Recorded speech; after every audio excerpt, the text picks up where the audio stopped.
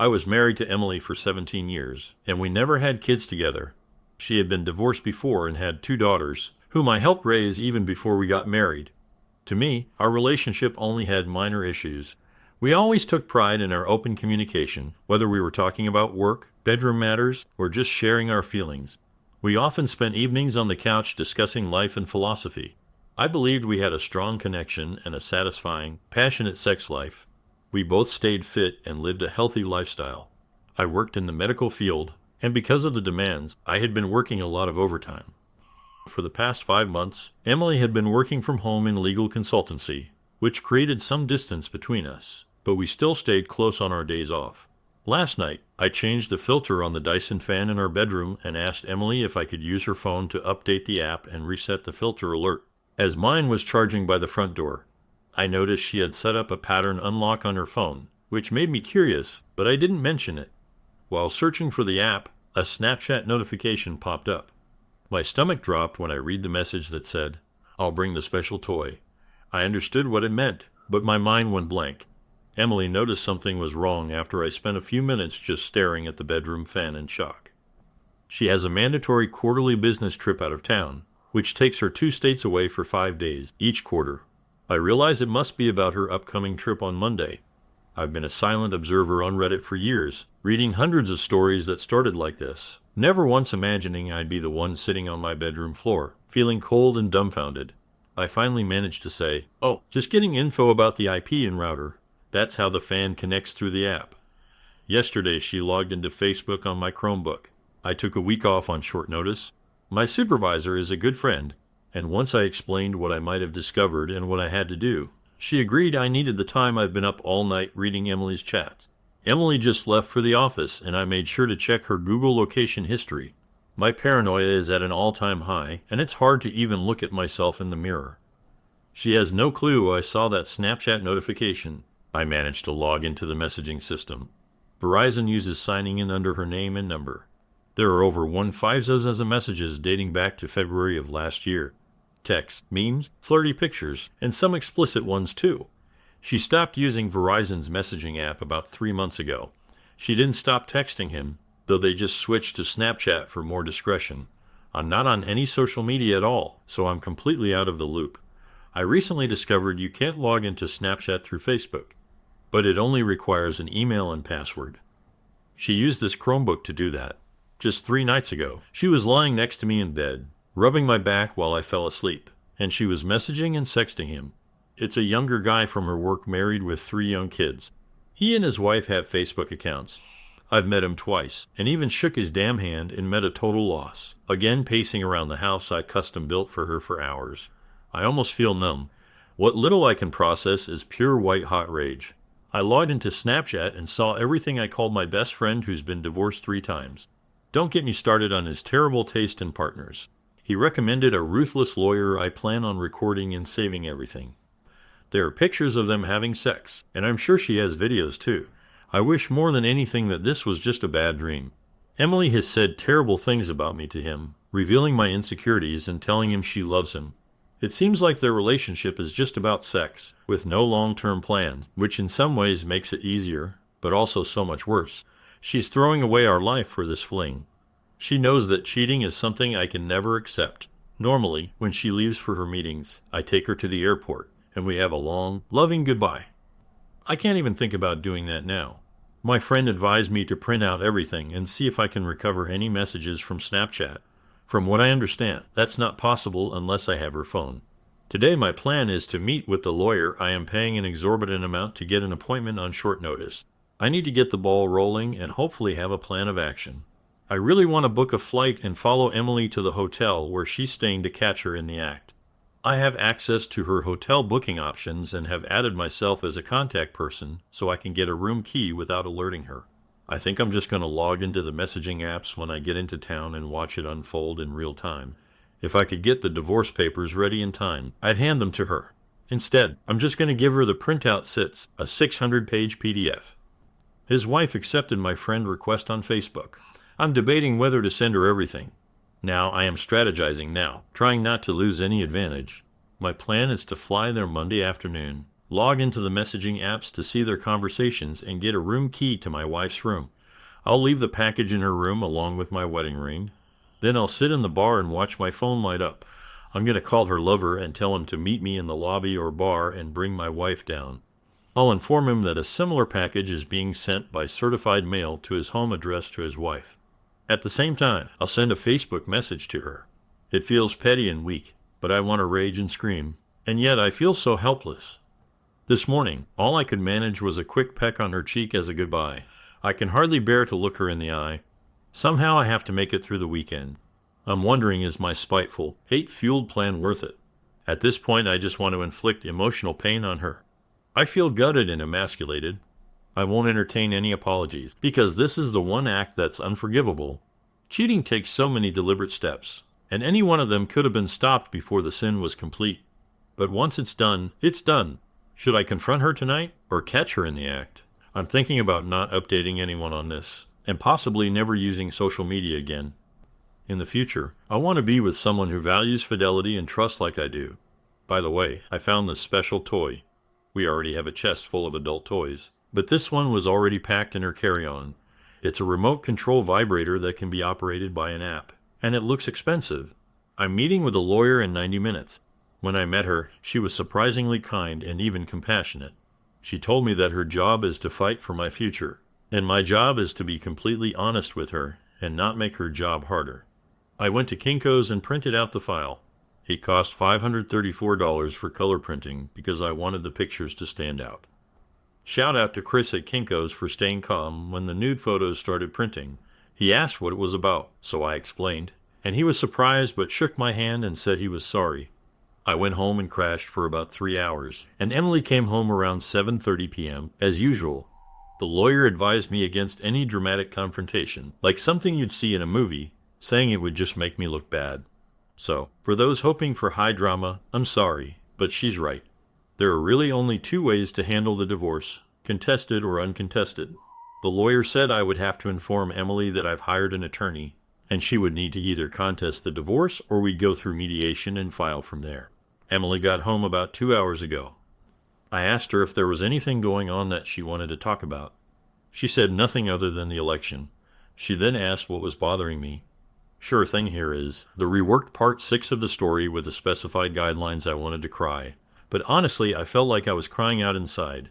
I asked Emily why she had a remote control vibrator in her luggage. The look on her face was more telling than anything I've ever seen.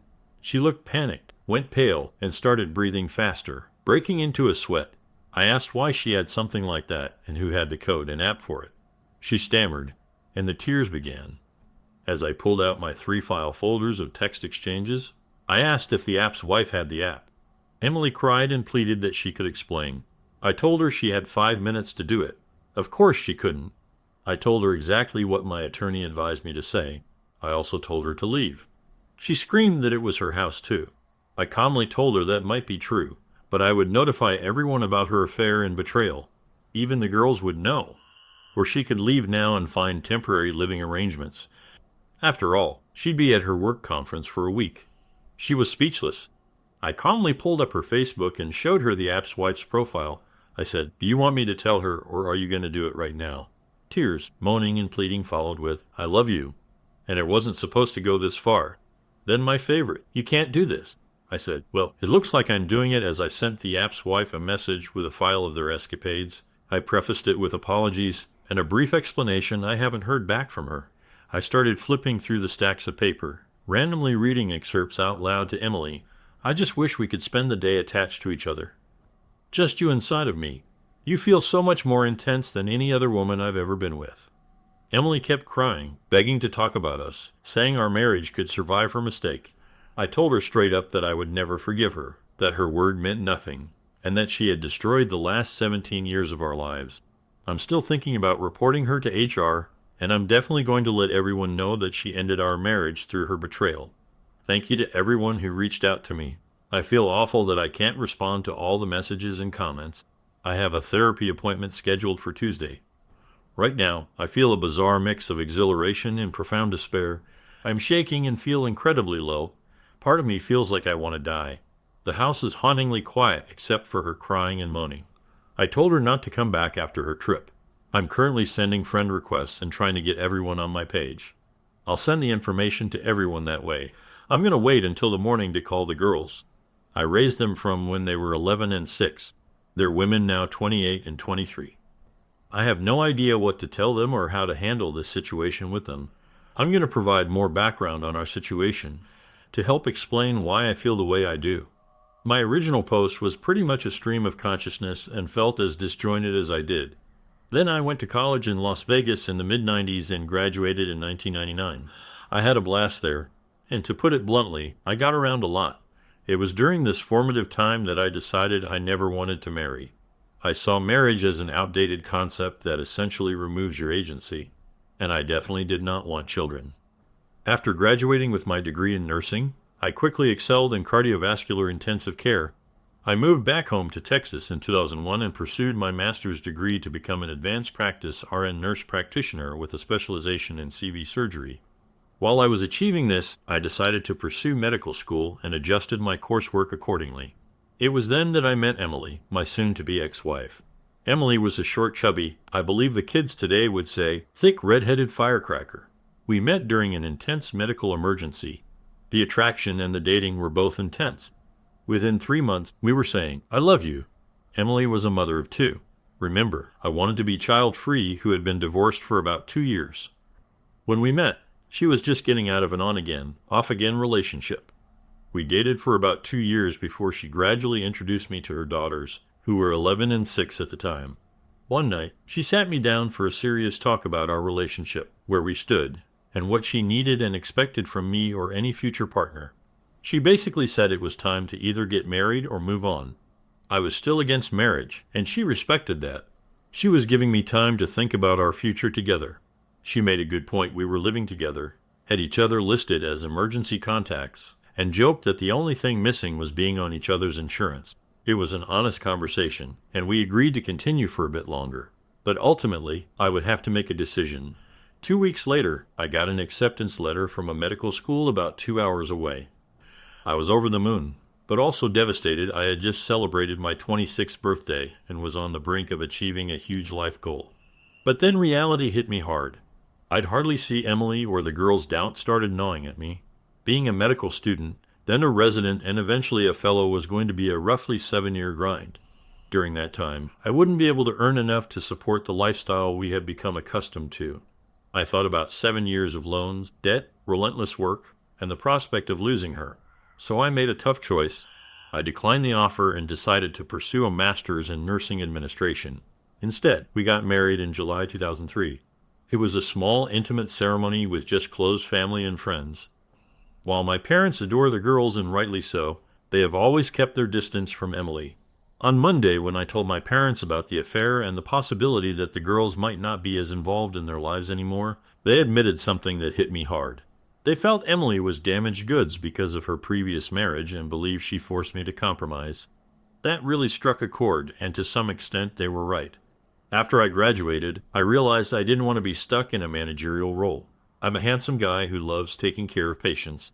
The hospital where I worked offered a certification in ECMO and a perfusionist credential.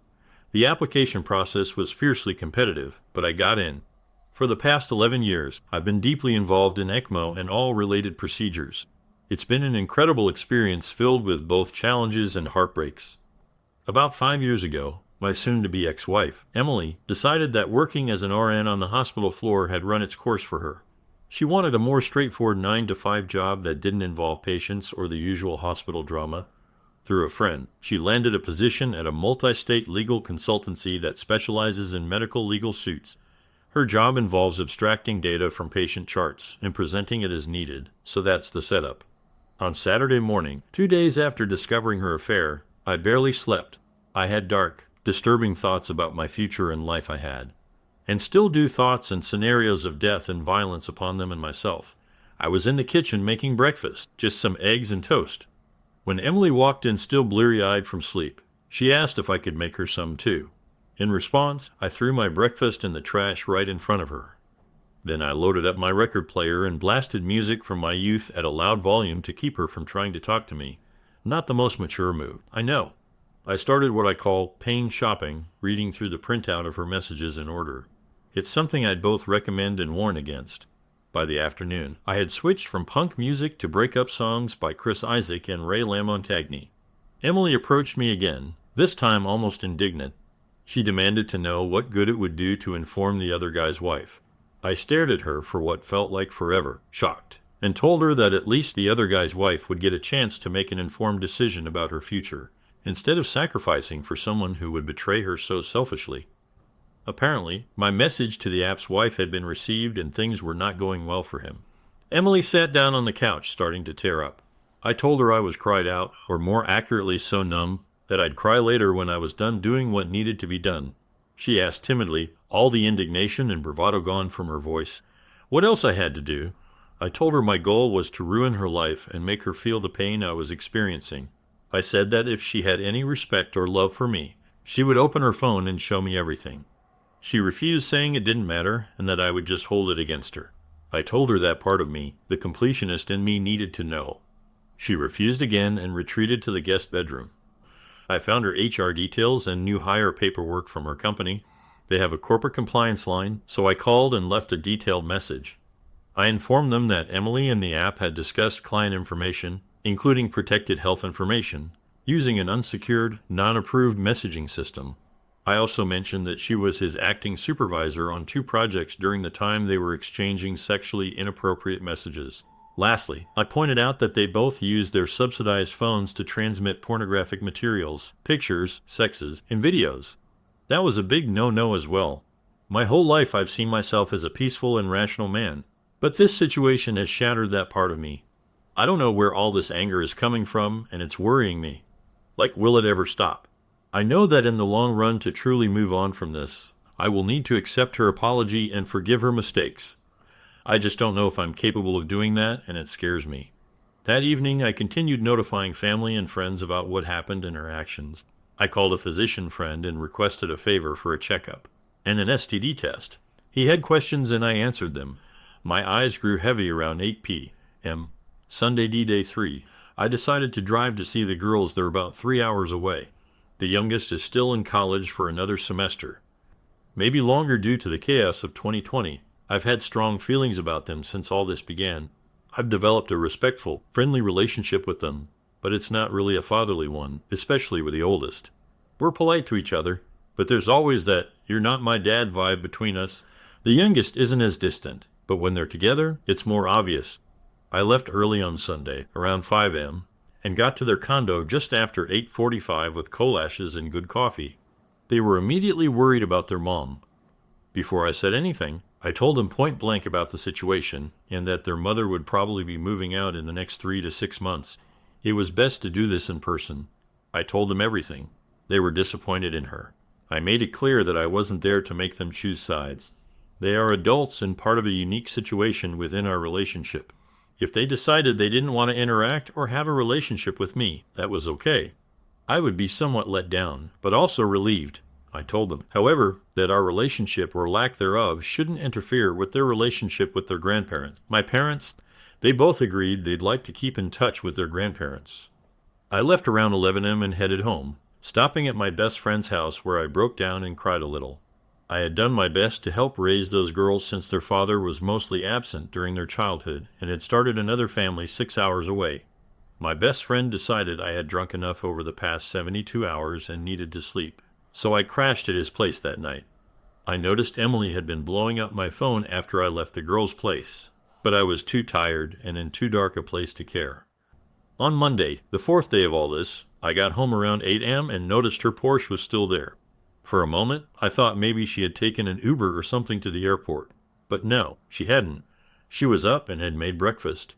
She asked me to sit down and eat with her, so I did.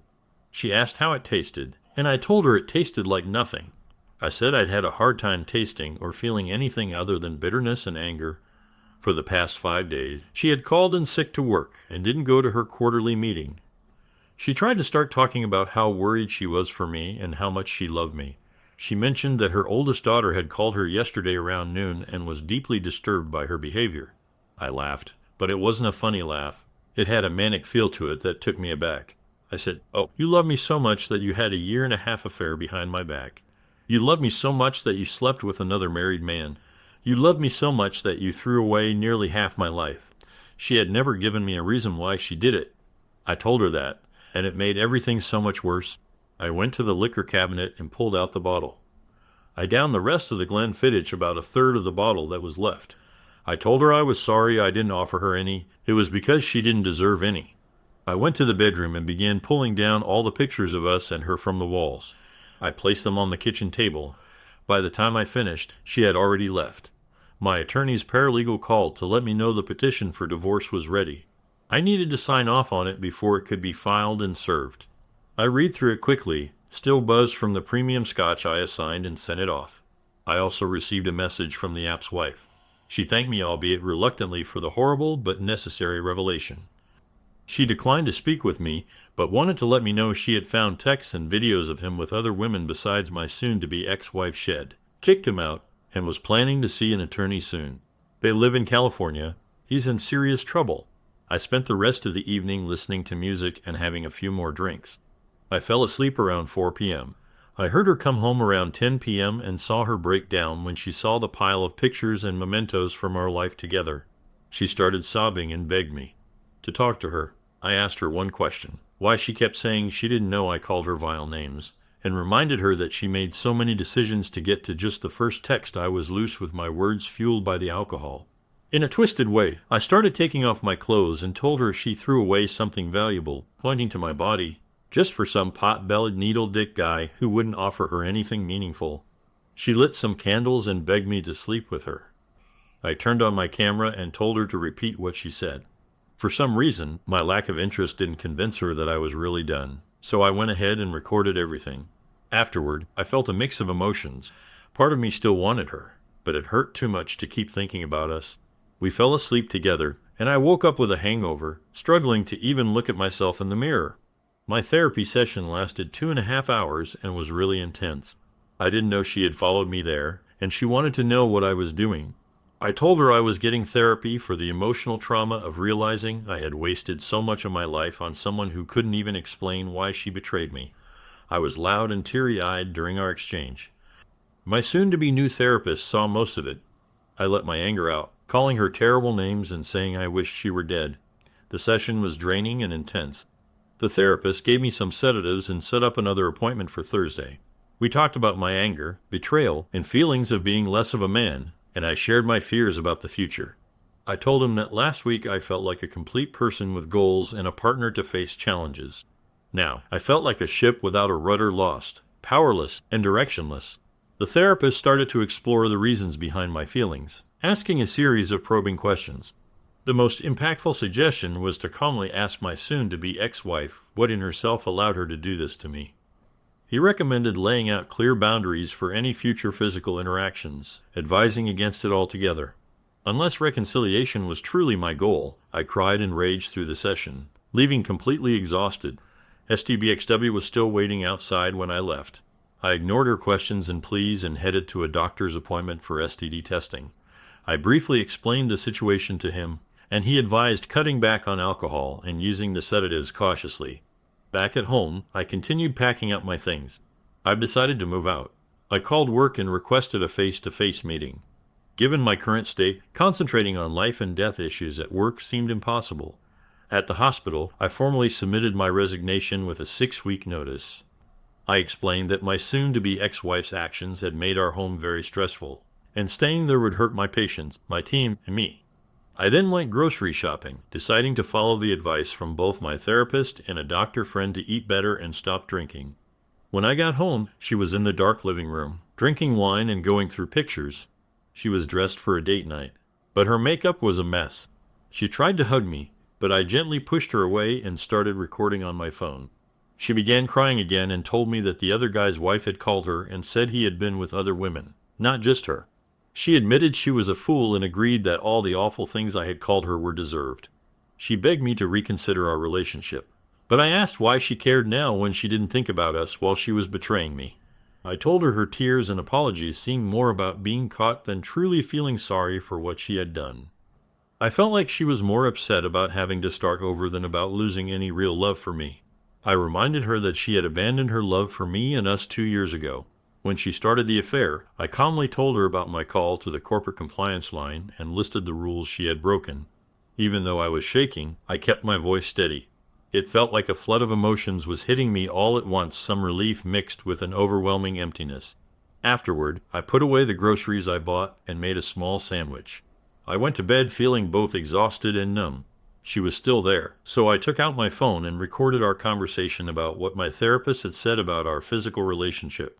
Over our 17 years together, I had never refused or declined sex.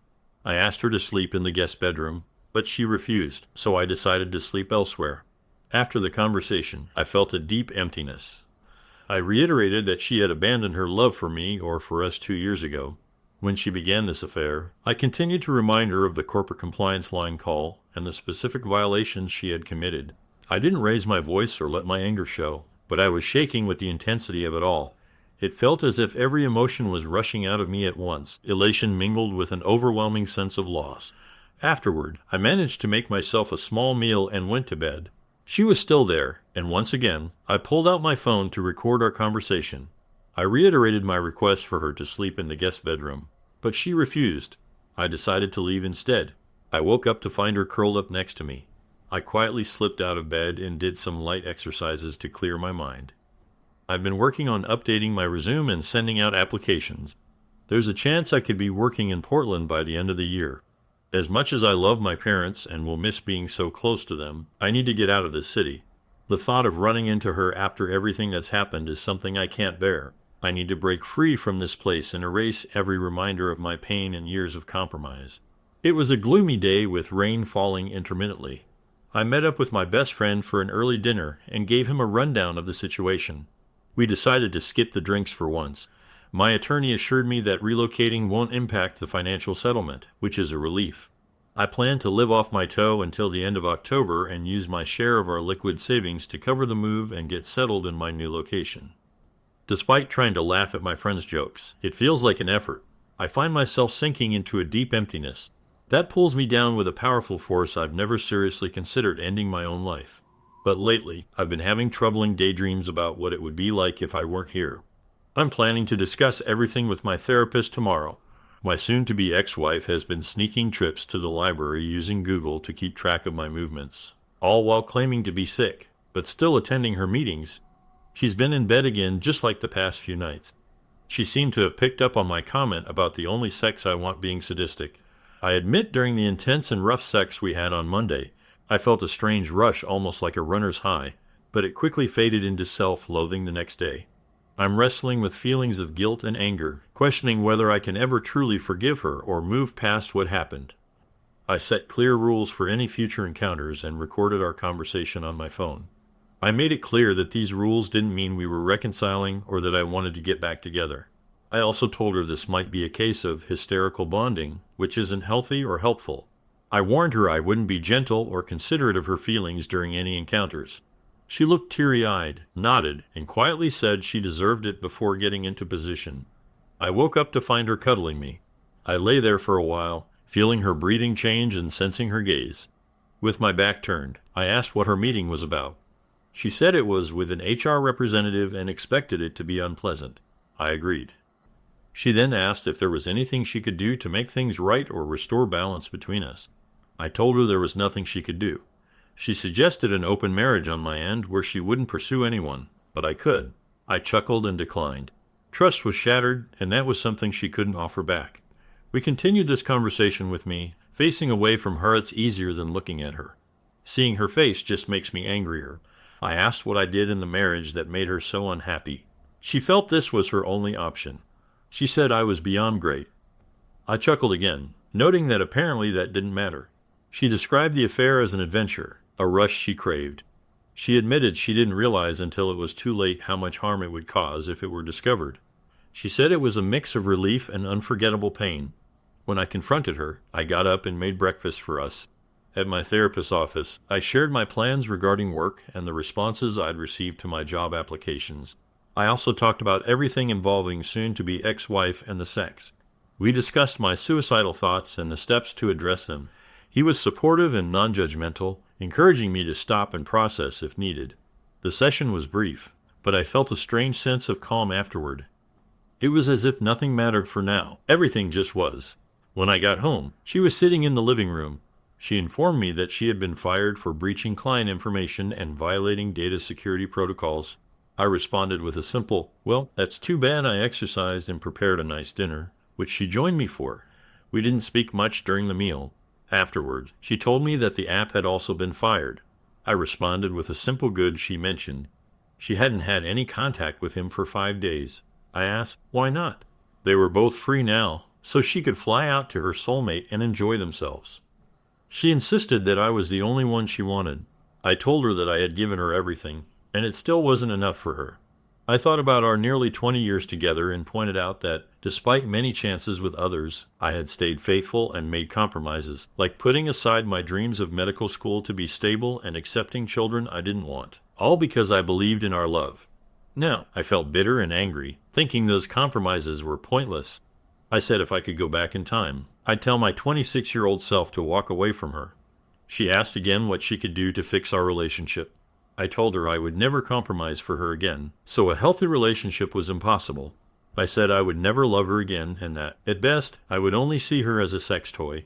Otherwise, she wouldn't be part of my plans or thoughts. Just a week ago, she was the first person I thought of when I woke up and the last one before I went to sleep. Now it hurt too much to even think about her. I've decided to walk away. I feel like staying here only drags me into constant reminders of the past. I'm grateful for those who've shared their pain and stories with me. They've helped more than I can say. This journey has been beneficial in many ways, but the constant replaying of events and feelings makes me want to leave it all behind. I remain confused about what I truly want and doubt I'll ever be completely sure about anything with her again. I have biweekly therapy appointments scheduled for the next 4 weeks. I moved out about 3 days after my last update. My soon-to-be ex-wife has been relentless, bombarding me with texts and leaving notes on my apartment door and car. I informed my lawyer, who suggested sending her a stern cease and desist letter. I'm considering it.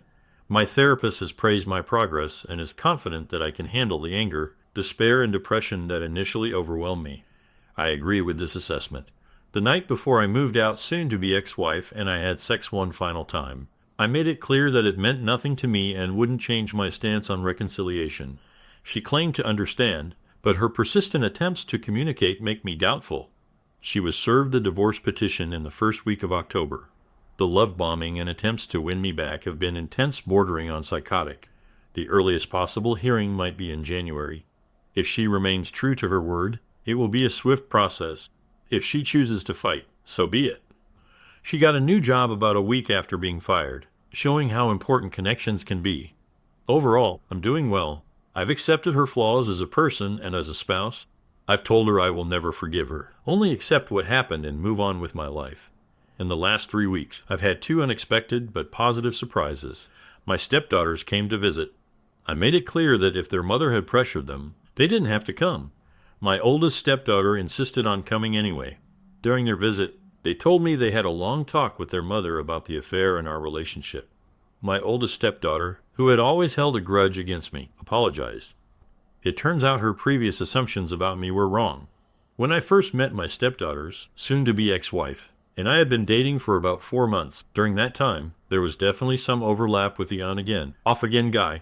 Before we started dating, soon-to-be ex-wife had also been in an intermittent relationship with another man whom my stepdaughters never met. Her first husband had cheated on her, and despite their attempt to reconcile, she eventually had a revenge affair with the on-again, off-again guy. My stepdaughters mistakenly thought I was that on-again, off-again guy. Their father spent a lot of time bad-mouthing their mother for her infidelity, but he never mentioned his own cheating. So it turns out my oldest stepdaughter apologized for all the issues she had caused, realizing that her assumptions about me were wrong. It was a pretty messed up weekend, highlighting the damaging effects of infidelity and dishonesty. I want to address the accusations regarding the sex soon-to-be ex-wife requested. While I was preparing to leave, soon-to-be ex-wife has always been into BDSM, though I wasn't particularly interested in it. The problem was that I didn't provide aftercare for her. Even though I took classes and workshops on being a good dom to make her happy, I'm done trying to please her. She lost that privilege, and with it, my respect, something that essentially ends a marriage. The second surprise was from a coworker I've known for a long time who works in a different department. I've decided to stay on as a part-time worker as needed. It's been a challenging time lately. My soon-to-be ex-wife found out about my divorce and all the gossip at the hospital. I've started wearing my wedding ring on a chain now. When she insisted on taking me out for a drink, I made it clear that I had zero interest in any kind of relationship. I told her that one way or another, I wouldn't be around for much longer. She just smiled, squeezed my hand, and said she wasn't looking for anything permanent. She just wanted to have fun and try me on. She's been spending the night a couple of times a week, and I've enjoyed it. She even helped me pack my carry-on and drop me off and picked me up from the airport for my Portland interview. I nailed the interview. I also heard from a travel agency with several opportunities. I'm leaning toward the travel gig and staying with my parents between contracts. It's both exciting and terrifying to be so liberated and not responsible for anyone else. So suddenly, my lawyer informed me that there will be no alimony or spousal support since we're in a no-fault state. Proof of infidelity could help me get a better share of the assets, possibly up to $7,030 more. The house will definitely be sold, and from the real estate comparisons, it looks like it will sell for a good amount. While it won't make up for 17 wasted years, it's something. I'm seriously thinking about taking a 3-month tour of Europe. I'm feeling a bit more positive lately. I'm not in the best place, but I'm definitely doing better than I was. The dark clouds are lifting, and I'm starting to see clearer skies ahead. Second story. I, 27, got married in January, and for the past 2 weeks, I've been worried that my husband might be cheating. During the week of July 22nd, 25, he said he was working late shifts. On July 24th, while I was getting ready for work, I checked his phone and saw a text from a girl with a naked picture at 2 a.m. They were also on a call for 10 minutes at 1 a.m. When I asked him about it, he said they didn't talk about anything important, and he didn't know why she sent the picture. He keeps lying whenever I ask. Now, he sleeps on the couch most of the time, and we only talk when necessary. To make things worse, the toll bill shows no signs of him driving around between July 22nd, 24. I'm not sure if I'm overreacting, but I can't shake the feeling that he might have been with this girl for days.